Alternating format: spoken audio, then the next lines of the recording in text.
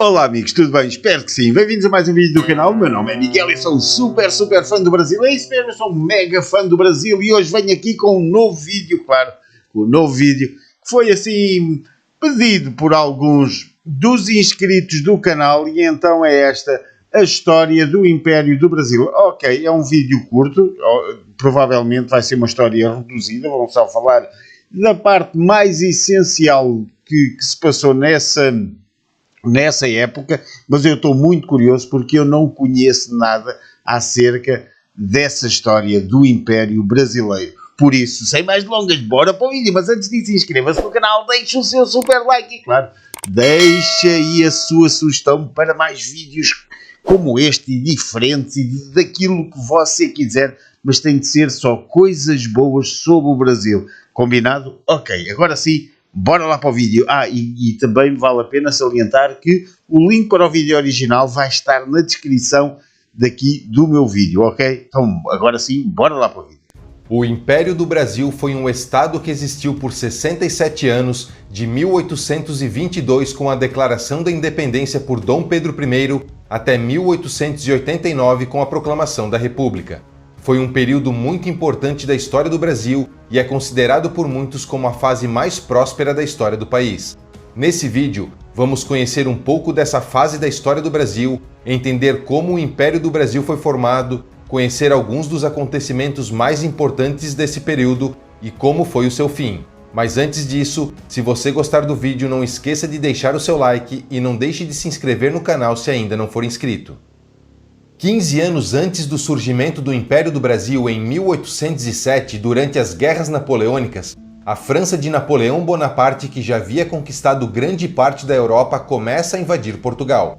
Então, para preservar a independência de Portugal, a família real portuguesa resolve se transferir para a colônia do Brasil, onde chegam em janeiro de 1808. Eles se estabelecem na cidade do Rio de Janeiro, que passa a ser a sede oficial do Império de Portugal. Nessa época, Maria I era rainha de Portugal, mas por causa de problemas mentais, quem governava o país era o príncipe regente João VI. A família real trouxe com ela sua corte de nobres, servos e empregados domésticos e uma biblioteca com mais de 60 mil livros.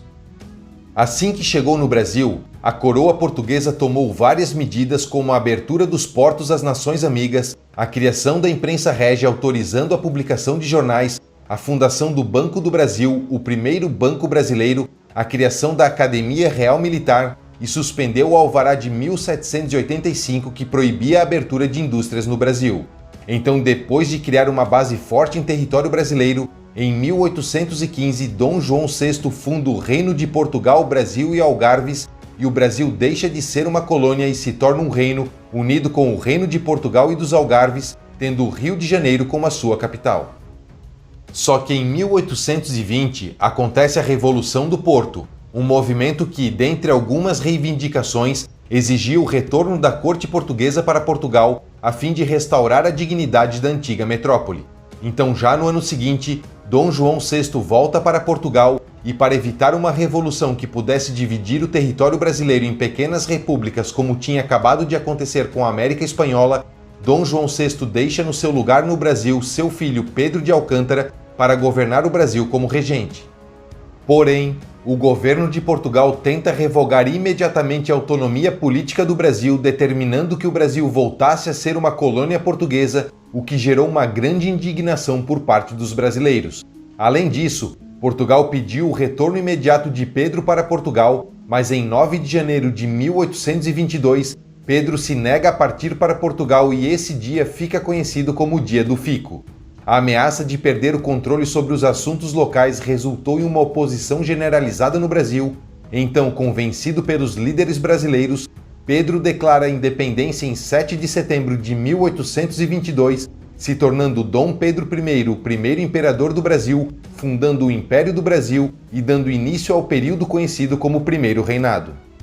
O território do Império do Brasil... Não fazia ideia que isto se tinha passado assim desta forma. Eu sei que o Brasil, que o Rio de Janeiro foi capital portuguesa por algum tempo, sabia destas histórias todas, mas não tinha ideia que aqui o Dom Pedro tinha se negado a voltar para Portugal e tinha declarado, assim, declarado a independência. Eu sabia que tinha sido ele, não sabia que ele se tinha negado às ordens do rei português de voltar para Portugal e coisa. Mas muito, muito bem, alguém tinha que o fazer, e claro, se fosse eu, ou se Dom Pedro fosse eu, ou eu Dom Pedro, claro que teria feito o mesmo, ficar nesse país maravilhoso e desligar-me do português. É lógico, sem dúvida, mas é assim, é muito bom, é muito absorvente esta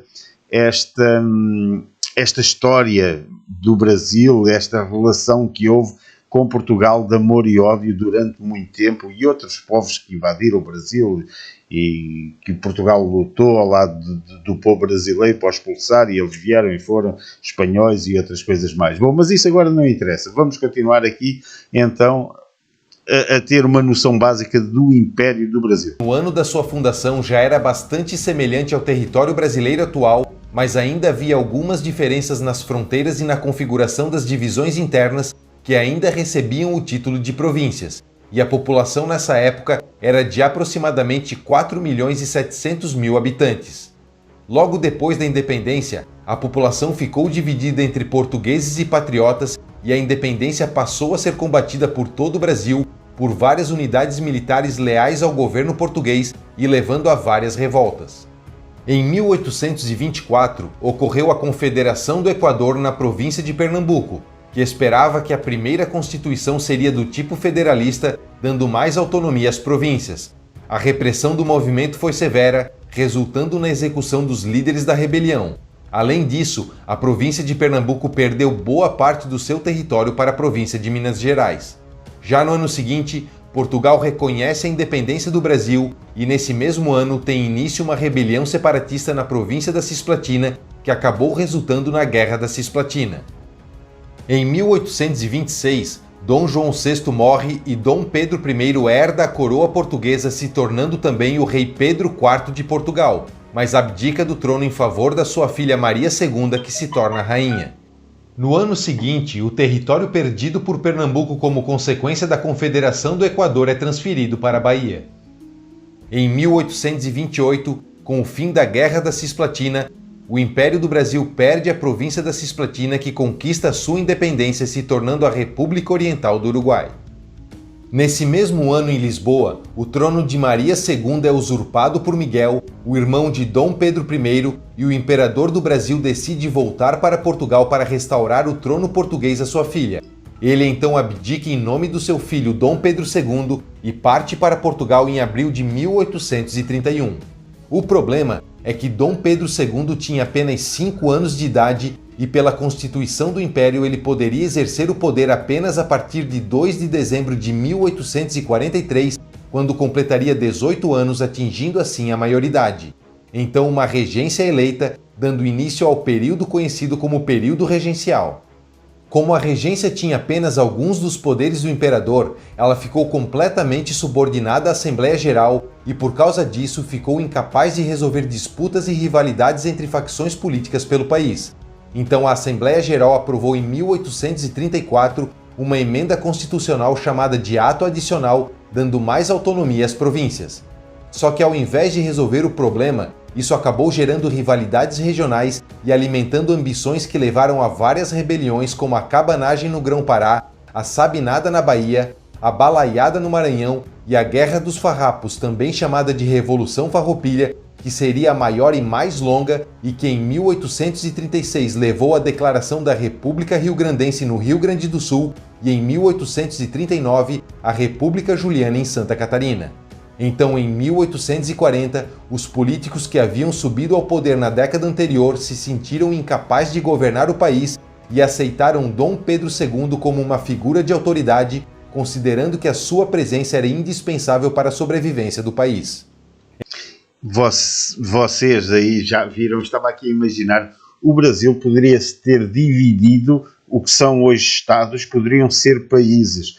É muito, e estava aqui a imaginar que línguas, será que ficaria tudo a falar português ou será que cada um depois ia ter o seu próprio idioma? É muita informação e é assim, nós imaginamos Depois, para lá da história, como é lógico, do romantismo da história, nós imaginamos o que se terá passado naqueles tempos. É muito importante esta parte da história em relação ao Brasil. Então, em 1840, através de uma iniciativa para antecipar a maioridade de Dom Pedro II de 18 para 14 anos, Dom Pedro II é declarado apto para governar, assume o trono do Império do Brasil e dá início ao período conhecido como Segundo Reinado. 2 anos depois, Dom Pedro II se casa com a princesa do Reino das Duas Sicílias, Teresa Cristina. Em 1845, com o Tratado de Poncho Verde, a Guerra dos Farrapos chega ao fim e a República Rio-Grandense é dissolvida. Em 1846, nasce no Rio de Janeiro a Princesa Isabel e no ano seguinte é estabelecido o regime parlamentarista no Brasil com a criação do cargo de primeiro-ministro. Nos primeiros anos como imperador, Dom Pedro II teve que lidar com diversos conflitos importantes como a importação ilegal de escravos, já que a importação tinha sido proibida em 1826 como parte de um tratado com o Reino Unido, mas continuava a todo vapor, e a Revolução Praieira, que ocorreu de 1848 a 1849, quando foi suprimida, sendo a última rebelião do Império do Brasil, dando início a um período de 40 anos de paz dentro do país. Em 1850, a partir da província do Grão-Pará, são criadas as províncias do Pará e do Amazonas. Em 1851, tem início a Guerra do Prata contra a Confederação Argentina por disputas territoriais e pela navegação gratuita da hidrovia, que durou até o ano seguinte. Em 1853, a província de São Paulo é dividida, dando origem à província do Paraná.